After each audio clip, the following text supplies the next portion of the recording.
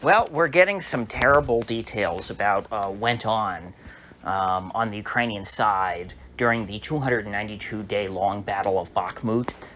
This is originally published by the Wall Street Journal. They, of course, paywall a lot of their stuff, so I read it reprinted on antiwar.com. I will link to it because, I mean, really, you have to read it to believe it. I wish I could be surprised. Sadly, I'm not, but it appears that despite the fact that there was no real rational reason to fight to defend Bakhmut to the last man, it wasn't, strategically important. I don't think it was ever seen as that. But for some reason, Zelensky was adamant about making a stand there.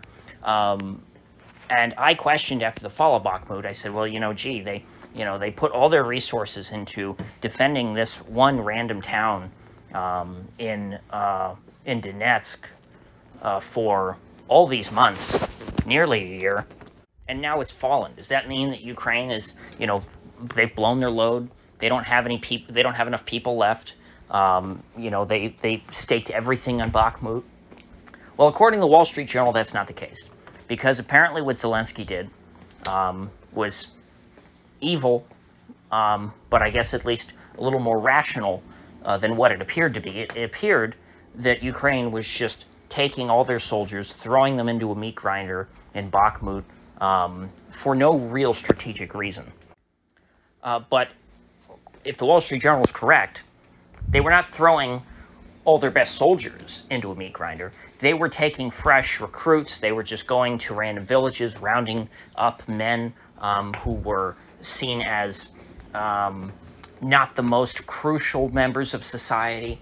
Men who were poor, men who were who didn't have regular work. Maybe they were contractors or handymen, according to this article. Maybe they were drifters. Anyway, anyone who they could pretty much rationalize as being expendable, they threw a rifle in their hands and told them, you go run towards the Russians and you take them on. And these were men who in many cases had never even fired a gun before. Those who had were, older men maybe who were, trained in the Soviet military decades ago. They were certainly in no condition. They were not combat ready by any means. And they were engaged in high-level urban warfare, fighting house to house, like Fallujah. And compared to the Wagner mercenaries, they stood no match. And this is even according to the Wall Street Journal's reporting. When you take thousands and thousands of men off the street, some of whom are, probably not in the best physical shape, and you throw them up into a buzzsaw of trained and well-armed mercenaries, you're going to see a much higher rate of casualties on the Ukrainian side. And so apparently a lot of these men were, they were from eastern Ukraine, okay? So these are men around the Kharkov Oblast, they were saying, smaller towns and villages, just, ordinary people trying to go about their lives who were spirited away by the Ukrainian military for what? A diversion? For a PR stunt? I mean, was this just about trying to deny Russia, a victory over a city for as long as possible, just to make it look like, oh, well, the Ruskies have stalled because, the Ukrainians are just doing so well, when instead it was just the Ukrainians consuming their own human capital, rounding up everyone who wasn't a soldier so that they could preserve the lives of their actual soldiers, which is exactly what the article's alleging here. They wanted to save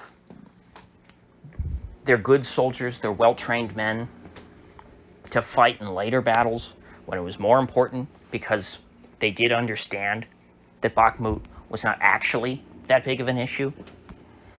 It's like they're doing the opposite of what Hitler did. Not that I want to. I'm not trying to compare Zelensky to Hitler. That's not what I'm getting at here. But I'm saying when you think of last-ditch efforts, countries that are losing a war. In World War II, the Wehrmacht started off, you had all your best soldiers. And by the end of the war, when the Soviets were knocking at the gates of Berlin, who was left? Who did that last bit of fighting? It was the Volkssturm. They were untrained German citizens who were handed rifles by the Third Reich. They were pulled out of storage. Most of them were World War I rifles. Some of them were crudely made last-ditch rifles in the tradition of Japan. And they were told, go get them, Tiger. You're all that's left. The Wehrmacht is gone. But in Ukraine, they seem to have done the opposite, if this is true. They're holding back their professional army. And the people that they're sending to the front lines first are all of those last-ditch people who you would draft at the very end of the war once you've used up all of your resources. It's very, very cynical. I mean, it makes sense. I can understand the logic behind it, but it's incredibly cynical. Because they're saying, we know that we don't have the resources, we can't beat them just with our professional soldiers. We would get to these people anyway, so let's use them up first. And then save our best troops, our strongest troops, for last. Let's try and tire out the Ruskies by having them completely annihilate as many men as we can scrounge up.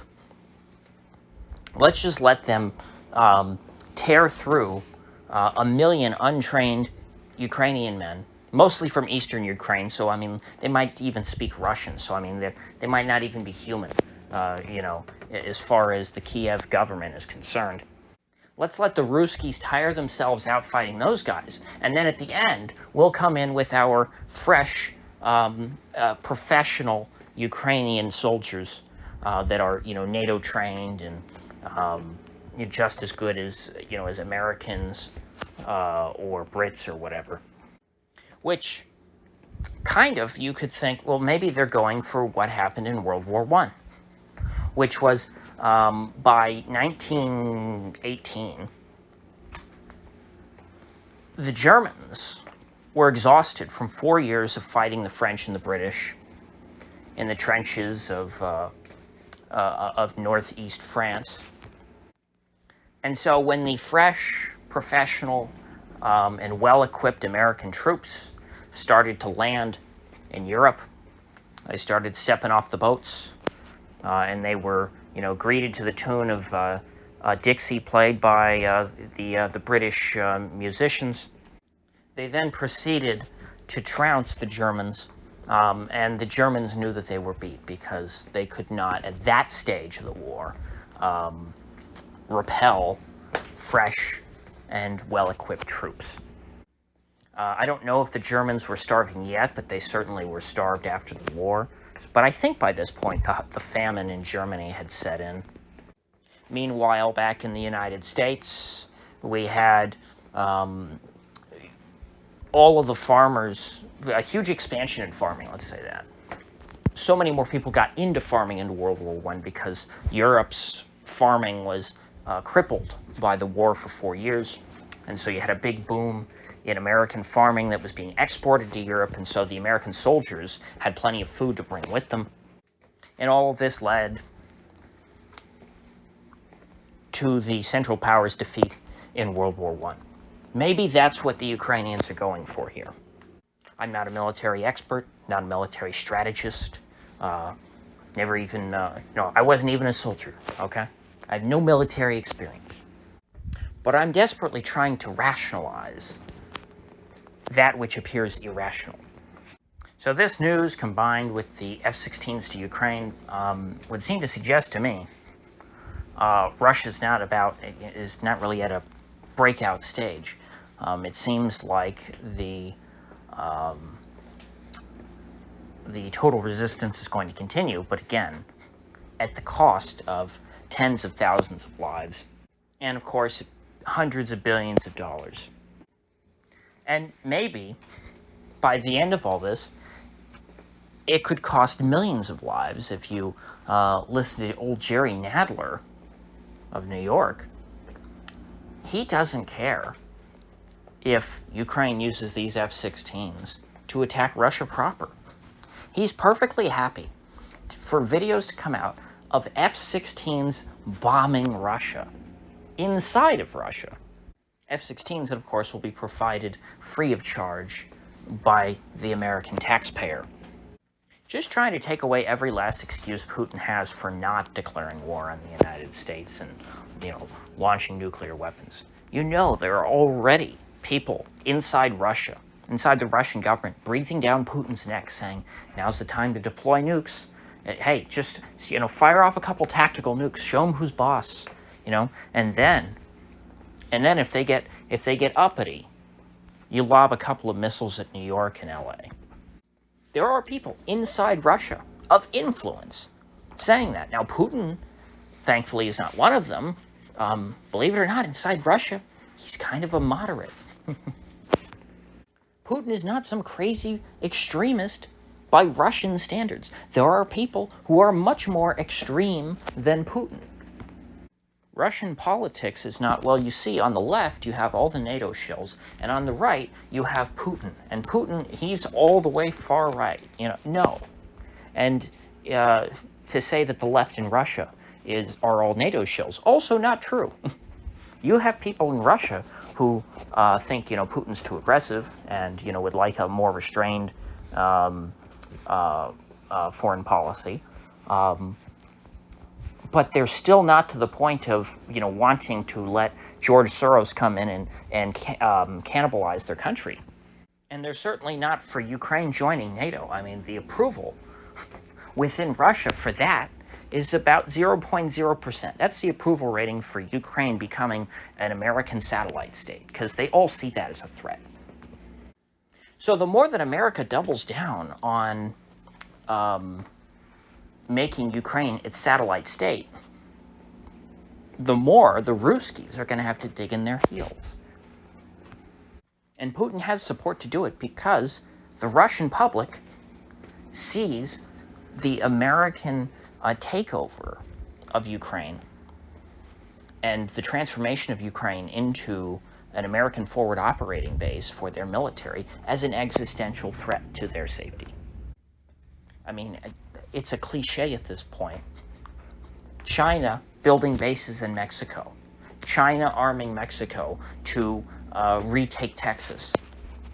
These analogies are not hard to make at all. They are cliches at this point. I did not invent any of that analogy.